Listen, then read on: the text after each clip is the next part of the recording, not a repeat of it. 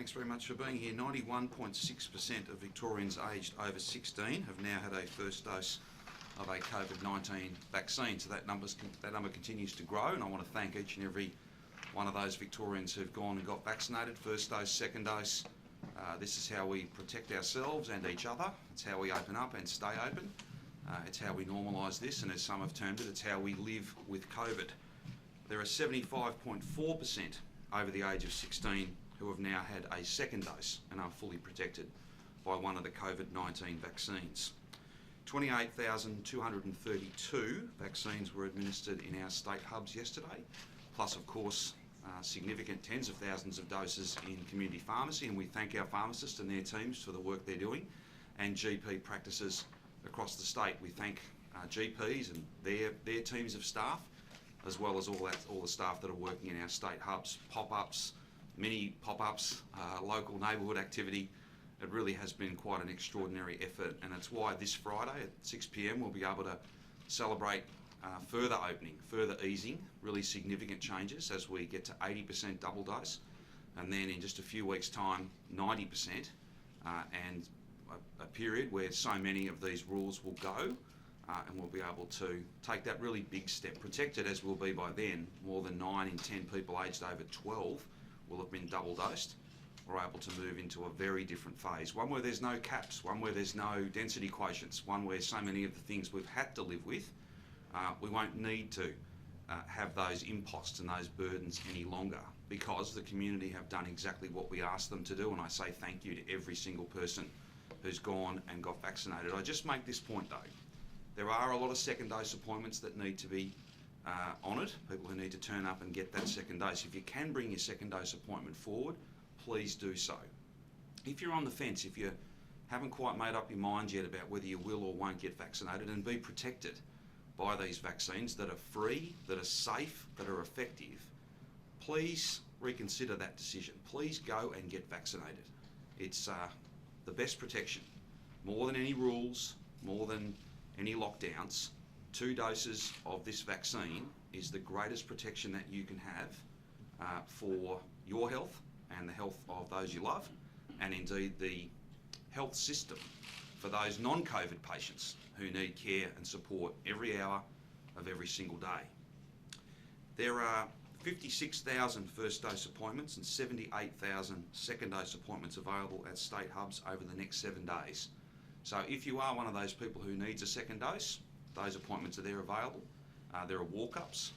If you're on the fence, as I said, there is supply. For the first time in a long time, that's not a limiting factor. You can go and get an appointment, and you can be part of that more than 5.1 million Victorians who have at least 1 dose and are protected from very serious illness. There are dozens of sites that are offering walk-ups without an appointment, and the website has all of those details, and I think the Chief Health Officer is going to speak to some of the stories coming out of our pop-up sites.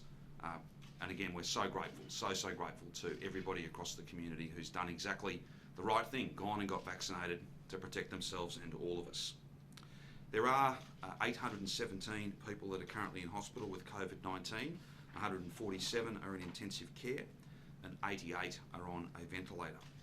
Of the people in hospital yesterday, that's all of those 817, 87% were not fully vaccinated, and of the people in intensive care, so those who are sickest, 96% of those people were not fully vaccinated. That, I think, it's not a statistic, because it's a story of people, but it tells you everything you need to know, that if you're vaccinated, double dose protected, then your chances of finishing up in hospital really unwell are very, very small. I'll put it another way, the protection that these vaccines give you is clearly proven, and they will keep you out of hospital. They'll keep you well and safe, and that's why it's so important that people go and have the first and the second dose. I'm sad to have to report that 4 people have passed away with COVID-19, 3 men and a woman, all in their 80s. And of course we send our condolences and our best wishes to their family and friends. This will be a very difficult time for them. There were 55,679 tests processed and results received yesterday. there were 1,510 new cases of coronavirus, all locally acquired, and that takes our active cases to some 24,715. Now, before I hand to Minister Foley to talk in more detail about the pandemic-specific laws that we have introduced into the Parliament today, I just wanted to provide you with some background. We said that as the state of emergency and as legislative arrangements fell due, we made a commitment some time ago that we would introduce pandemic-specific laws, that we would have a set of measures that were not written with a hypothetical in mind, but were the product of learnings and the experiences that we've all been through, all of us, over these last 20 plus months. That's exactly the framework that we have introduced into the Parliament. This is modelled on the New Zealand law. There are elements of what happens in New South Wales and other states also, but we've gone beyond that in terms of accountability and transparency, the view of experts and the broadest view. Now that shouldn't be taken as a criticism of anybody who's been involved in our pandemic response, particularly our public health team. Under the current law, their job is to be first and foremost concerned with public health. And that's what you want when you don't have a vaccine. Once you move to a vaccinated economy and a vaccinated community, and you've got the protections of those vaccines, when you're in this stage of this pandemic, you need to have a broader focus. And that's exactly what these new arrangements will underpin, a broader focus. They also set us up, having learnt many different things across the journey, for whatever that next pandemic might look like, whenever that might be into the future. It is appropriate that you do what you say.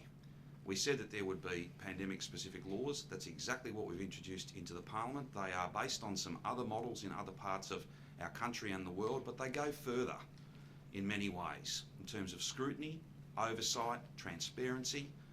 They are the right set of arrangements, and there's been widespread consultation with experts in many different fields to come up with this model, and we look forward to them passing the Parliament. We'll continue to talk with the crossbench as we always do, negotiating in good faith and having these arrangements in place well before those that are currently in place expire in a few weeks' time.